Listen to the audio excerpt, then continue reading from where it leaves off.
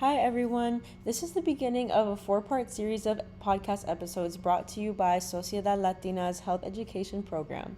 The 4 episodes will have a common theme of mental health based on the unit that the youth have been covering this past week in summer programming, where we've covered a wide range of topics including the stigma of mental health, how families and friends can support each other, and even the Latinx perspective on mental health. So each of the 4 episodes will be surrounding a topic of the youth's choosing, and this is the beginning of that 4-part series. So thank you for listening, and I hope you enjoy the 4 episodes. Hello, everyone. Welcome to Sociedad Latina's mental health podcast. Here we have a couple students who are going to be talking about a certain topic, and they're going to introduce themselves and the topic. So, yeah.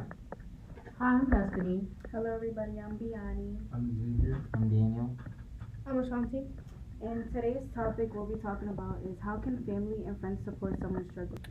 One of our topics is finding peaceful family coping strategies, and that is by going to family therapy, talking to someone in your talking to one of your family members about your issues, opening up more, going out together, and spending quality time as well. Another way that families can support someone struggling is doing mental health checks, like making sure they're okay, and not just the normal I'm fine, going into depth with it and having genuine conversations and confiding in others and making sure everything is okay with each other.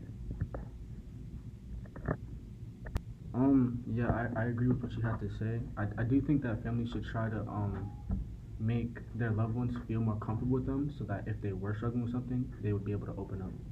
Also, I think that families and friends should try to be more aware of mental health issues that people go through, so they could try to check in. Just little stuff like that could really go a long way. I agree to what Xavier had to say, because checking in on your loved ones makes them feel more appreciated, and you're less concerned about them, and knowing that they're going through a mental illness or mental health, it sucks, because people they actually go through these real life issues, but knowing that someone is there for you, then you feel more loved and more insecure about yourself. We also want to talk about word awareness. That means be aware of how you speak to others and how negative words can have an effect on others. You also have to worry about what you say to people and how you say it, because words can affect people, and people can constantly think about what you said repeatedly, and they can misunderstand what you said, or take it in a different way than you thought that you said it. So you just need to make sure what you're saying is not gonna hurt anybody in any type of way, even if you don't purposely mean to hurt somebody by what you're saying, because it could still possibly affect the person, especially if you're going through a mental illness.